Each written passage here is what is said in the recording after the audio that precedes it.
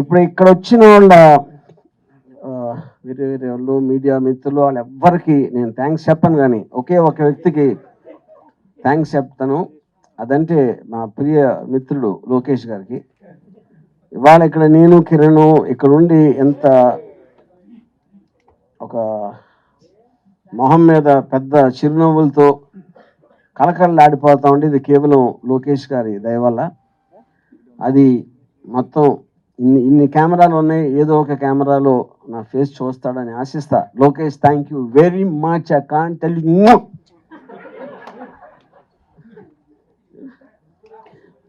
ఇప్పుడు ఎందుకు చేస్తున్నానంటే అది యాక్చువల్గా నాకు ఒక విధంగా నవ్వాలి ఆడవాళ్ళది తెలియట్లేదు. ఎందుకంటే దాని క్వశ్చన్ ఇప్పుడు ఓకే, మేము ఎప్పుడో నేను కిరణ్ గారు పర్టికులర్ టైంలో రిలీజ్ చేద్దాం అనుకున్నాం సినిమా. అది ఆబ్వియస్లీ మీ అందరికీ తెలిసిన విషయమే. లోకేష్ చేసిన పిటిషన్ వలన ఆ డీలే జరిగింది, వాట్ ఎవర్. కానీ ఇప్పుడు మేము ఎంత హ్యాపీ అంటే, ఎందుకంటే లోకేష్ ఎంత తెలివంటే తన వ్యూహం పన్ని సినిమా ఆపేద్దాం అంటే ఆపటం అనేది ఎవరు దేన్ని చేయలేరు. ఇప్పుడు డీలే చేయగలుగుతారు. ఏ సినిమాని ఇంతవరకు ప్రపంచ చరిత్రలో ఎప్పుడు డీలే చేస్తారు, కానీ ఆపటం అనేది జరగదు.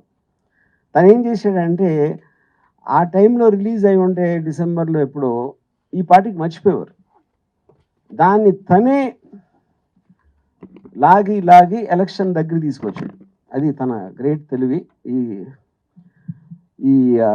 ఈ సందర్భంగా ఆయన ఫాదర్ చంద్రబాబు నాయుడు కంగ్రాచులేషన్ చెప్తున్నాను. ఇంకా అది దీని తర్వాత ఇంకా మీరు అడగండి క్వశ్చన్స్.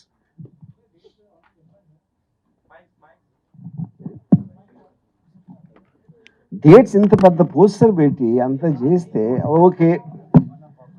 23rd ఫిబ్రవరి అనేది వ్యూహం సినిమా వస్తుందండి. శపథం సినిమా March 1 ఎగ్జాక్ట్లీ 1 వీక్ డిఫరెన్స్లో రెండు వస్తాయి.